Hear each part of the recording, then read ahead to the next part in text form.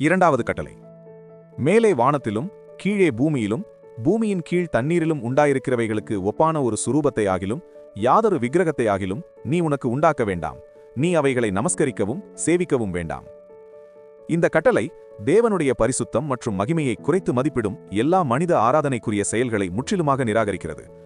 தேவன் கட்டளையிடாத அல்லது அதற்கான தெளிவான அனுமதி வேதாகமத்தில் இல்லாத எந்த ஒரு வழிபாட்டு முறையையும் சடங்குகளையும் அல்லது சாதனங்களையும் மனிதன் சொந்தமாக சேர்க்கக்கூடாது. ஆராதனையில் தேவனை மகிமைப்படுத்துவதற்கு பதிலாக மனிதனுக்கு மகிழ்ச்சி அளிப்பதில் அல்லது மனிதன் ஈர்க்கப்படுவதில் அதிக கவனம் செலுத்தினால் அது இந்த கட்டளையை மீறுவதாகும். ஆராதனையின் மையமாக பிரசங்கத்தை காட்டிலும் மனிதர்களின் ஈர்ப்புக்காகவோ அல்லது உணர்ச்சி தூண்டுதலுக்காகவோ நாடகம், இசை அலங்காரங்கள் அல்லது வெற்று சடங்குகளை சேர்ப்பது இந்த பிரிவில் அடங்கும். நம்முடைய ஆராதனை நம்முடைய திருப்திக்காக அல்ல, தேவனுடைய மகிமைக்காகவே இருக்க வேண்டும். ஆராதனையின் ஒவ்வொரு அம்சத்திலும் தேவன் மட்டுமே நமக்கு வழிகாட்டியாக இருக்க வேண்டும். இங்கே விக்கிரக வழிபாடு என்பது வெளிப்பிரகாரமான காரியத்தை மட்டுமல்ல, உள்ளான இருதய காரியங்களையும் உள்ளடக்கியுள்ளது. மனித இருதயம் ஒரு விக்கிரக தொழிற்சாலை.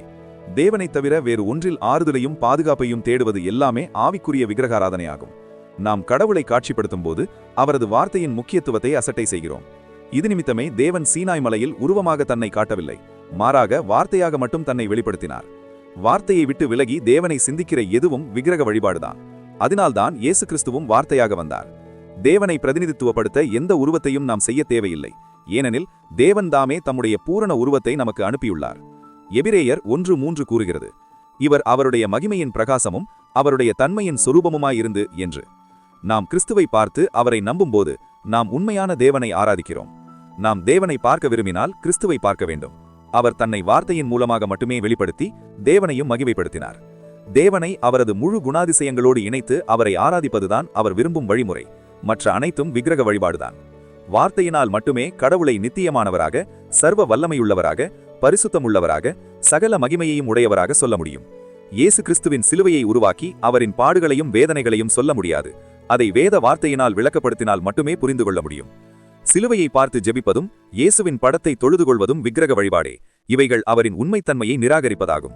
இயேசு நமக்கு கட்டளையிட்டபடி ஆவியோடும் உண்மையோடும் ஆராதிப்பதே உண்மையான ஆராதனை.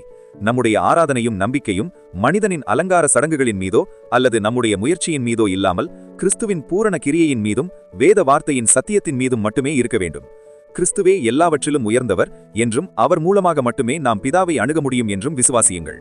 இயேசுவை உங்கள் இருதயத்தின் ஒரே உண்மையான உருவமாக, ஒரே உண்மையான நம்பிக்கை மையமாக நிலைநிறுத்துங்கள். அவர் முழுமையான தூய ஆராதனையை உங்களுக்கு நிறைவு செய்வார். ஆமேன்.